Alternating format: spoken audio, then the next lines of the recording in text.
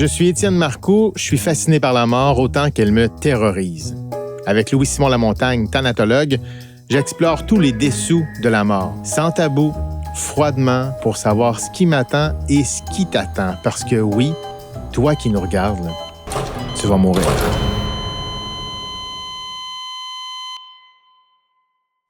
Aujourd'hui, on décortique le... Ben, c'est ça, on décortique. Louis-Simon. Oui. Quand un défunt arrive ici, il est comment? Il est-tu tout nu? Il est-tu habillé? Les défunts vont être dans un linceul et la majorité du temps, selon l'endroit du décès. Parce qu'à l'hôpital, ils vont être soit avec leur jaquette d'hôpital ou une jaquette d'hôpital style en papier, tu sais, pour aller passer des radios. Là. Ouais. Souvent, les préposés aux bénéficiaires vont leur mettre une culotte d'aisance, une couche, parce que, bon, après le décès, il peut y avoir des relâchements.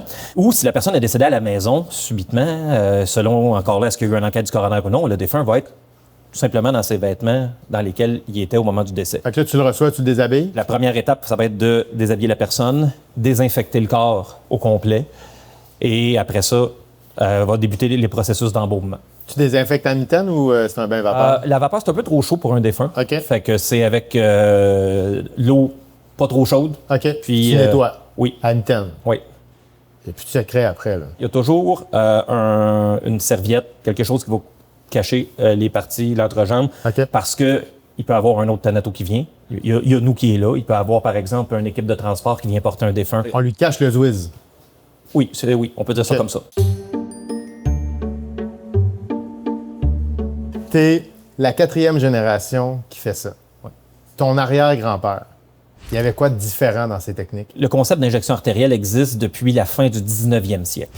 OK. Ça a commencé surtout aux États-Unis pendant les guerres, les milices. Bien là, ils décédaient au champ de bataille. Fait que là, il fallait trouver une façon de les ramener dans leur ville. Ce qui a changé beaucoup avec mon arrière-grand-père, c'est que dans le temps, ça embaumait main nue.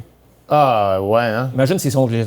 Ah, non. Tu sais, on s'entend, à l'époque, ça l'utilisait, par exemple, du formol pur qui rendait les corps, là, durs comme de la roche parce que c'est trop fort.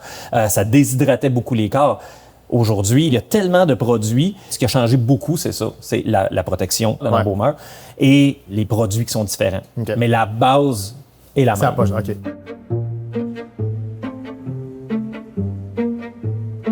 Donc là, je suis couché sur la table. Mort. Qu'est-ce qui reste de moi? En fait, tout est là. Un embaumement, comme je le dis souvent, c'est, si je veux le vulgariser, c'est comme un backwash vasculaire.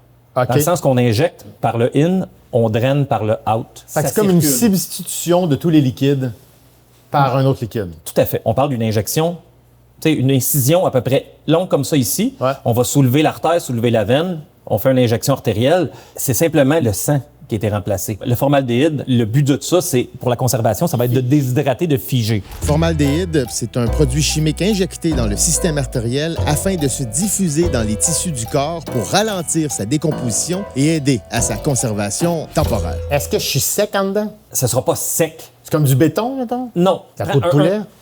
Non. Moi, je te dirais un filet mignon, pas bien cuit, mais limite. On utilise beaucoup le colorant artériel pour redonner une belle coloration. C'est quoi ça? Le colorant artériel, en fait, c'est la bouteille qui est là, OK. qui est rouge sang. Puis pourquoi qui est rouge sang? C'est qu'on remplace le sang, qui est rouge, par un produit qui n'est pas la même couleur. Fait que si on veut que la peau revienne à une teinte naturelle, il faut que le produit soit la même couleur que le sang. Fait que ça, c'est un colorant artériel pour embaumement qu'on met dans notre solution qu'on injecte dans les artères, puis ça va se diffuser, puis ça va aller dans les capillaires, puis ça va se diffuser dans l'épiderme. Tu sais, il y a du ça au cosmétique chez Jean Coutu? Peut-être au Costco. Au Costco, c'est sûr qu'ils ont ça. Ils l'achètent en palette. Fait qu'en dedans, je suis tout présent, mais plus sec. Plus figé, on va dire. Plus figé. Est-ce que je suis plus léger? Non. Je suis en Luc. J'avais une solution, j'en ai pas. Penses-tu que j'y ai pas pensé? J'ai un objet devant moi, dans un sac magnifique, et là-dedans, il y a un objet que toi, tu utilises. Oui. Louis-Simon, c'est quoi ça? Ça, c'est un coupe-côte. Ah, calique. C'est quelque chose qu'on utilise très rarement en embaumement. On va utiliser fréquemment pour les autopsies, en fait, toujours. C'est qu'au moment de l'autopsie, quand il enlève la cage thoracique, il faut couper les côtes. Puis là, tu rentres ça dans le corps, puis clac! Oui. Puis c'est comme on s'entend, là, ça donne le même effet qu'une branche, on va dire. Là. Une branche, on va dire. Là. Regarde, rouvre ton manteau un peu, là. Je vais juste te le passer ici, comme ça. Là. Ah, c'est... Ah non, non, non, non, non, non, non, non, non, non, non, non. Ah non, non, non, non. Hey, j'ai un frisson, là, de la nuque au cul en ce moment. Descends plus bas. Si le défunt, il est mort dans un accident, par exemple, il a une jambe arrachée, faut-tu que tu bouches ce tuyau-là parce qu'à un moment donné, ça va sortir? Oui. Par exemple, j'ai vu quelques fois des accidents de voiture où le choc était tellement grand que le cœur a fendu. Hey, time out. Excusez-moi. Le cœur a fendu. Un ventricule du cœur était ouvert. Fait qu'on doit à ce moment-là retirer les organes pour pouvoir procéder à l'embaumement. C'est ce qu'on appelle se fendre en quatre, littéralement. Est-ce qu'il y a des parties de mon corps qui vont être plus de gestion? Ça dépend de la pathologie. J'en ai énormément. Mettons artériosclérose, si tu manges trop de gras. Ah! Péparette, si ça compte, je suis là. Une artère, on va dire en santé, Ouais. c'est comme un macaroni cuit, la texture. Si. Et on enlève une autre affaire à souper ce soir. Une artère qui est sclérosée, c'est le même macaroni cuit, mais comme si tu insérais une paille dedans, une paille rigide, OK.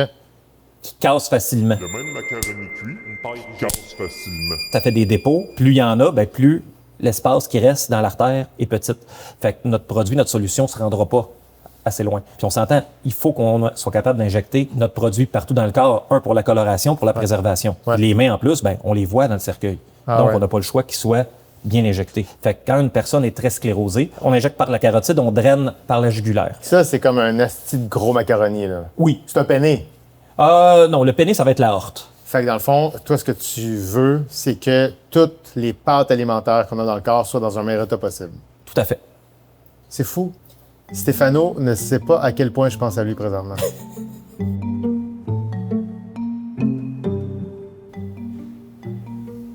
Tout chaud? Non, non, je suis inconfortable. Ah, OK. Moi, là, ce que je vois, c'est des crochets, je vois des lumières, je vois des blenders. Blender, crochet, lumière, je suis supposé être au Dairy Queen, pas ici. Moi, puis mon petit tas de pâtes, on est couché et on est mort. Est-ce que tu me vides? Est-ce que tu m'empailles, genre, vrop, poc? Non. Ça, c'est une légende urbaine. Bon. Tu sais, les fameuses histoires, là, les empaillez-vous, les videz-vous, Ouais, papier qu'est-ce que vous journal. mettez dedans, les autopsies dans des séries télé, ben là, on voit des corps qui peuvent être ouverts au complet. Ouais. Et là, ils enlèvent tous les organes. Ouais. Mais nous autres, on fait pas ça. Quand il y a eu une autopsie, Ouais. ils vont remettre tous les organes dans un sac étanche qu'ils vont placer à l'intérieur du corps pour éviter les écoulements. Comme une dingue, là. C'est un exemple comme un autre. On va traiter quand même les organes à l'intérieur en mettant un produit d'embaumement. C'est les abats, ouais. Appelons ça les organes pour un humain. Parfait. Fait que ça, c'est dans un cas d'autopsie. Au cinéma, il va arriver des fois où quelqu'un était mort, il était pas mort, etc.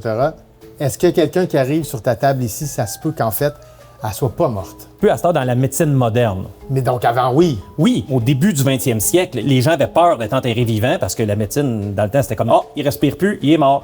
Les gens avaient peur, fait qu'ils se faisaient attacher une corde au bout après la main ou un doigt avec un système puis une Ouais. cloche en dehors du cercueil. Mais toi, là, quand il arrive ici, c'est sûr qu'il est mort? Oui, parce qu'aujourd'hui, avec les machines qu'ils ont en médecine, ils vont le savoir si la personne est décédée ou non. Il n'y a plus d'activité cérébrale, il n'y a plus d'activité cardiaque. Le plus proche d'une histoire comme ça qui s'est vu dans l'histoire moderne, ça va être la personne se retrouve à la morgue de l'hôpital, puis elle s'est réveillée. Je savais que ça se pouvait. Tabarnak de journée pareil, ça? J'ai connu quelqu'un, il avait signé un don d'organes. Puis il s'est réveillé au moment où il est en train de le raser pour prélever les Tu organes. me niaises. Je te là. jure que non. Parce que au don d'organes, la personne n'est pas décédée. Il faut que les organes restent en vie. Fait qu'ils sont branchés sur des machines. Louis-Simon, je t'ai posé la question, tu m'as dit c'est 0. Je t'ai posé 2 questions de plus, puis on est rendu à un de tes bons chums, ça y est arrivé. là. Je pourrais-tu avoir une grosse surprise si j'ouvre les tiroirs de ton frigo, là? Ben, on n'a pas de tiroir, ça, c'est rien que d'un film. Ils sont lousses? Ben là, ils sont pas en train de jouer aux cartes, là.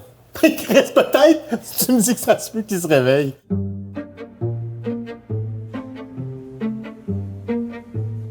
En cours de route, là, ça reçoit du liquide, Oui, du sang. entre autres. Quoi d'autre? Ben, il peut y avoir des versements intestinaux. Fait tout ce qui est liquide biologique, finalement. Ou presque.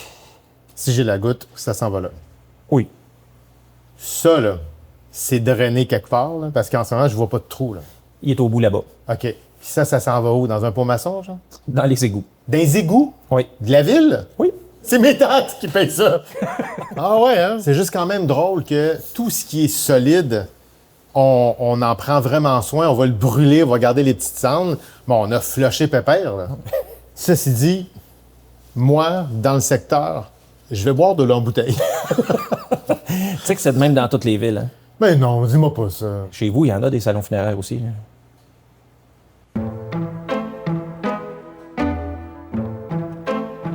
Donc, si je résume, là, j'arrive ici, je suis dans un linceul, tu me déshabilles, tu me caches le Zwiz, tu me laves un peu, tu me désinfectes, bonne chance.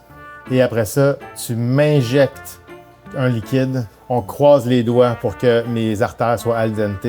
Tout à fait. Puis à la fin, je suis un peu sec, j'ai le même poids, et je suis prêt à partir me faire montrer. Oui. Ça glace le sang. C'est le quotidien. Oh, pour toi, Carl! C'est zéro quotidien! Le monde de la mort évolue pas tant que ça. C'est les outils qui changent. Mais l'objectif reste le même. Éviter que je pourrisse trop vite. C'est fou parce qu'on passe notre vie à vouloir contrôler notre image, puis à la fin, c'est quelqu'un d'autre qui va faire la job pour nous.